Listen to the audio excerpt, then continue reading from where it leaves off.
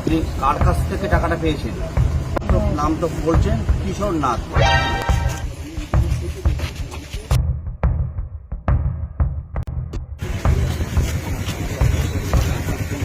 ওইটা ওইটা ওইরকম যেরকম বাজের বা কেউ বাজাইছে এরকম কিছু হয়েছে না। এর লেগে তো আমি তো চাইছিলাম যে এটা কে বার করছে আর কে এটারে মানে মানে একটু এটারে মশলা লাগাইয়া যে জিনিসটারে বানাইছে, ওই মানুষটা কে মহান মানুষ এটারে আমি ভাবতাম।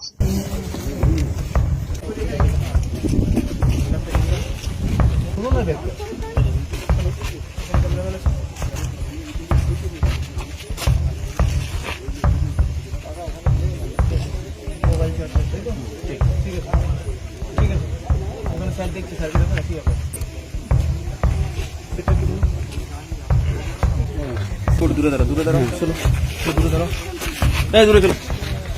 তুমি এখান থেকে এই জায়গাটা ছেড়ে ওদিকে যাও, জায়গা আছে ওদিক থেকে যাও।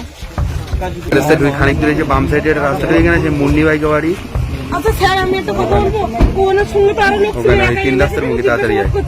ওদেরকেও জিজ্ঞাসাবাদ করুন। করছি আর যারা যারা ছিল করছি। এই ছেলেটা অসুস্থ, আমার স্বামী অসুস্থ। করছি দিদি ভাই, রুমে দাঁড়িয়ে যান, কথা বলছি না। আর আমরা ক্লাবের কেউ না, আমি তো আমার স্বামী আর আমি আমার সদস্যও না। আপনার নাম কি? শ্যামল সরকার। আপনি কার কাছ থেকে টাকাটা পেয়েছেন? চিনি না, নামও জানি। কেউ একজন লোক তো। আচ্ছা, কি নাম ওনার? নামও জানি। ওনার তো নাম তো বলছেন কিশোর নাথ। আমরা চিনি না, দেখিও নি কোনোদিন। ওই টাকাটা কত টাকা পেয়েছেন আপনি? এটা ব্যক্তিগত নয়, তার ক্লাবের উদ্দেশ্যে।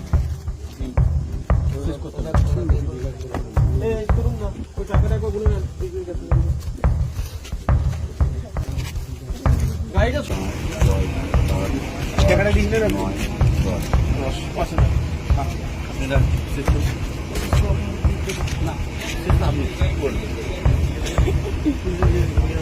5,000। আমি তো ঘটনা এরকম হচ্ছে, আমরা যে একটা জায়গা গেছি, আমরা ইঙ্গলগঞ্জের একটা গ্রামে গ্রামে গিয়া গ্রামের মানুষের থেকে যেরকম কথা কইতে লাগবে, ওই সব আমরা কথা আলাপ আলাপ করছি ওখানে বুঝা। তাও ওইটা এরকম না যে কোনো ঘরের ভিতরে, আমরা বাইরে ওপেন জায়গাতে তারা লাগাইছে কয়েকটা চেয়ার, আর সবাই নিচে গাছে বইয়া, মাঠে মধ্যে গাছ থাকে না, বইয়া সুন্দর আলোচনা উত্তেজনা হয়েছে। ওইটা শেষ হইয়া তারপরে আমরা আবার সময় ওইখানে একজন আছিল, ওইখানে কি হয়েছিল, ওই গ্রামের মানুষ যারা আছে একটু মানে বিপিএল গরিব আছে, তো ওরা চান্দা আমদা উঠাইয়া এখানে কীর্তন যে হয় না আমার এখানে, ওই যে অষ্টপর 16 কীর্তন, ওই কীর্তন করছিল তারা। আর আমার লোকে যে আসছিল, যে মানুষটা ওইখানে লোকাল, ওই গ্রামেরই, মানে ওই অঞ্চলের, তারা পূজার সময় তার কাছে একটা চান্দা কাটছিল আর কি, মানে এই কীর্তনের সময়। যে কোনো কীর্তনের সময় গেছে না বা গেছে যাওয়া হয়েছে না, তাই চান্দাটা দেওয়া হয়েছিল না, তার চান্দাটা পেন্ডিং রয়ে গেছিল। কালকে যখন আমরা এখানে গিয়া আমরা ওই প্রোগ্রামটা করলাম, সবাই একটু সাক্ষাৎ করলাম। ওই সাক্ষাৎ করে যখন ফেরার সময় তখন ওই তারা যে কমিটির মানুষরা তারা বললো যে দাদা আপনার কাছে দিয়েছিলাম আমরা, আর ওইটা তো আপনারটা রয়ে গেছে, আর আমরা তো একটু দেওনা রয়েছে বাজারে, এটা আপনার একটু দিয়ে দিলে ভালো। তারপরে মানে ওই তখন ওই আমার লোকে যে আসলো, লোকে ঠিক আছে তার চান্দাটা তখন তারা দিলে ওখানে, মানে এটা মানে সবার সামনে এখানে 5,000 টাকা তারা ক্লাবের যে আসলো, যারাই আসলো আর কি, কীর্তন কমিটি তারা রাতে দিলাইল। দিয়া তো শেষ, তারপরে আবার গল্প করতে আসলাম, আবার কেউ বললো চলেন আমাদের বাইরে বুঝি চা টা খেয়ে যাবেন বাড়িতে বইয়া। আমরা বললাম যখন চা টা খেলে রাত্রে অন্ধকার হয়ে গেছে, আর অনেক জায়গায় যেতে লাগবো, অন্য সময় ওই আমরা বাড়িলাম।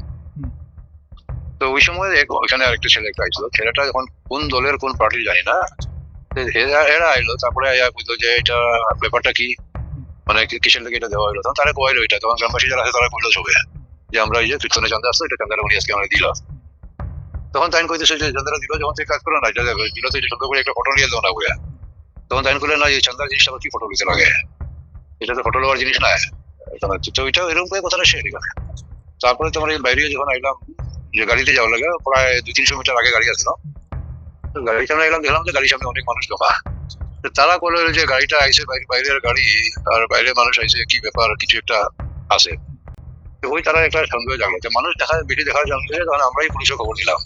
আপনারাই পুলিশে ডাকে আনছেন, পুলিশ নিয়ে হ্যাঁ, আমরা ডাকাইয়া লোকেশন আমি পাঠাইছি, আমি হোয়াটসঅ্যাপ করে লোকেশন পাঠাইছি, পাঠাইয়া সব কইলে তো বুঝতে পারে নতুন জায়গা আমি কোন জায়গায়, তারা যাইবো কোন জায়গায়। তারপরে তারা অ্যাকর্ডিংলি একটু পরে পুলিশ আই গেল। তো পুলিশ এলো, তো পুলিশে বলে তো তারা বললো যে না এখানে তার গাড়ি আমরা চেক করবো, ওটা করবো। তখন পুলিশে গুলো গাড়ি তো চেক আমি করতে পারতাম না, এটা ইলেকশনের সময়, এটা তো ইয়ে লাগবে, ম্যাজিস্ট্রেট লাগবে।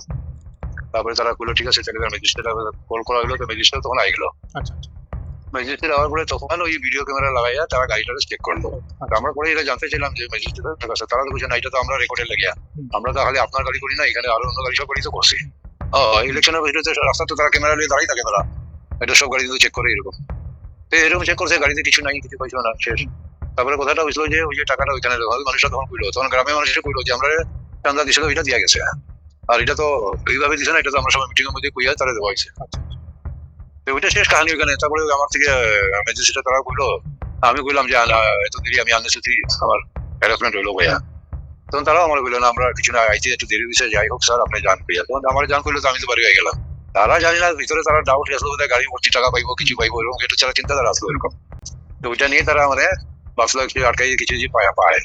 তারপরে দেখলো ম্যাজিস্ট্রেট অফিসে সব খুঁজিয়া গাড়ি তো তন্ন করে খুঁজলো, কিছু তো পাইলো না। তারপরে আমরা এখান থেকে সেটা আমরা আইয়া নেক্সট আরেকটা মিটিং আছে, মিটিং এ গেলাম গিয়া। আজকে বিকাল থেকে দেখলাম এটা একটা ভিডিও একটা ভাইরাল হইয়া, মানে এটা হচ্ছে ঘটনাটা কালকের না?